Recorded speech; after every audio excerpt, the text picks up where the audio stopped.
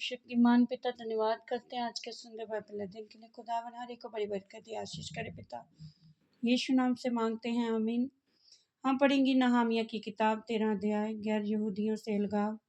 उसी दिन मूसा की पुस्तक लोगों को पढ़कर सुनाएगी और उसमें ये लिखा हुआ मिला कि कोई अमोनी या मुआबी परमेश्वर की सभा में कभी ना आने पाए, क्योंकि उन्होंने अन्न जल लेकर इसराइलियों से भेंट नहीं की, वरन बिलाम को उन्हें शाप देने के लिए दक्षिणा देकर बुलवाया था। तो भी हमारे परमेश्वर ने उस शाप को आशीष में बदल दिया। ये व्यवस्था सुनकर उन्होंने इसराइल में से मिली जुली भीड़ को अलग अलग कर दिया। नहमिया के सुधार। इससे पहले एलियाशीब जाचक, जो हमारे परमेश्वर के भवन की कोठरियों का अधिकारी और तोबिया का संबंधी था, उसने तोबिया के लिए एक बड़ी कोठरी तैयार की थी, जिसमें पहले अन्नबलि का सामान और लोबान और पात्र और अनाज, नए दाख, मधु और टटके तेल के दशमांश, जिन्हें लेवियों और गवैयों और द्वारपालों को देने की आज्ञा थी, रखी हुई थी, और जाचकों के लिए उठाई हुई भेंट भी रखी जाती थी। परंतु मैं इस समय यरूशलेम में नहीं था, क्योंकि बेबीलोन के राजा अरसस्त के 20वें वर्ष में मैं राजा के पास चला गया। फिर कुछ दिनों के बाद राजा से छुट्टी मांगी और मैं यरूशलेम को आया। तब मैंने जान लिया कि एलियाशीब ने तोबिया के लिए परमेश्वर के भवन के आंगनों में एक कोठरी तैयार कर कैसी बुराई की है। इसे मैंने बहुत बुरा माना और तोबिया का सारा घरेलू सामान उस कोठरी में से फेंक दिया। तब मेरी आज्ञा से वह कोठरियाँ शुद्ध की गई और मैंने परमेश्वर के भवन के पात्र और अन्नबलि का सामान और लोभान उनमें फिर से रखवा दिया। फिर मुझे मालूम हुआ कि लेवियों का भाग उन्हें नहीं दिया गया है, और इस कारण काम करने वाले लेवी और गवैये अपने अपने खेत को भाग गए हैं। तब मैंने हाकिमों को डांट कर कहा, परमेश्वर का भवन क्यों त्यागा गया है?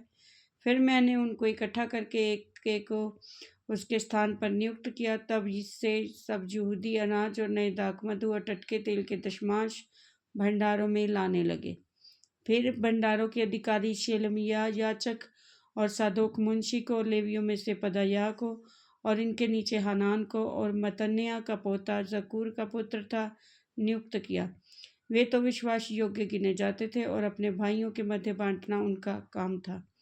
हे मेरे परमेश्वर, मेरा ये काम मेरे हित के लिए स्मरण रख। जो जो सुकर्म मैंने अपने परमेश्वर के भवन और उसमें की आराधना के विषय में किए हैं, उन्हें मिटा ना डाल। उन्हीं दिनों में मैंने यहूदा में बहुतों को देखा जो विश्राम दिन को होंदों में दाख रौंदते और पुलियों को ले आते और गधों पर लादते थे। वे वैसे ही वे दाख, मधु, दाख, अंजीर और भांति भांति के बोझ विश्राम दिन को यरूशलेम में लाते थे। तब जिस दिन वे भोजन वस्तु बेचते थे, उसी दिन मैंने उनको चिता दिया। फिर उनमें सोरी लोग रहकर मछली और भांति भांति का सौदा ले आकर यहूदियों के हाथ यरूशलेम में विश्राम दिन को बेचा करते थे। तब मैंने यहूदियों के रीसों को डांट कर कहा, तुम लोग ये क्या बुराई करते हो जो विश्राम दिन को अपवित्र करते हो? क्या तुम्हारे पुरखा ऐसा नहीं करते थे?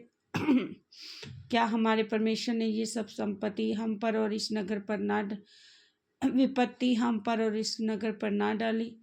तो भी तुम विश्राम दिन को अपवित्र करने से इसराइल पर परमेश्वर का क्रोध और भी भड़काते जाते हो। अतः जब विश्रामवार के पहले दिन को यरूशलेम के फाटकों के आसपास अंधेरा होने लगा, तब मैंने आज्ञा दी कि उनके पल्ले बंद किए जाएं, और ये भी आज्ञा दी कि विश्रामवार के पूरे होने तक खोले ना जाएं। तब मैंने अपने कुछ सेवकों को फाटकों का अधिकारी ठहरा दिया कि विश्रामवार को कोई बोझ भीतर आने ना पाए। इसलिए व्यापारी और भांति भांति के सौदे बेचने वाले यरूशलेम के बाहर 2-1 बार ठहरे। तब मैंने उनको चिताकर कहा, तुम लोग शहर पनाह के सामने क्यों टिकते हो? यदि तुम ऐसा करोगे तो मैं तुम पर हाथ बढ़ाऊंगा।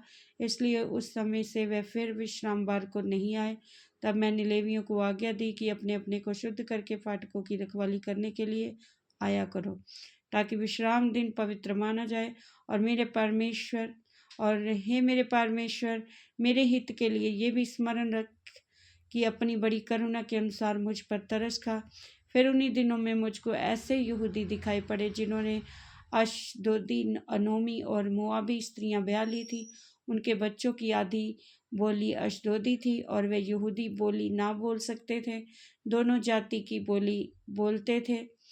और तब मैंने उनको डांटा और कोसा। उनमें से तो कुछ को पिटवा दिया और उनके बाल नुचवाए, और परमेश्वर की ये शपथ खिलाई कि हम अपनी बेटियां उनके बेटों के साथ ब्याह में ना देंगे और ना अपने लिए ना अपने बेटों के लिए उनकी बेटियां ब्याह में लेंगे।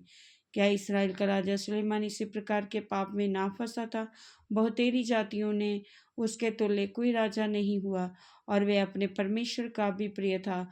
परमेश्वर ने उसे सारे इस्राएल के ऊपर राजा नियुक्त किया, परंतु उसको भी अन्य जाति स्त्रियों ने पाप में फंसाया। तो क्या हम तुम्हारी सुनकर ऐसी बड़ी बुराई करें कि अन्य जाति की स्त्रियों से विवाह करके अपने परमेश्वर के विरुद्ध पाप करें?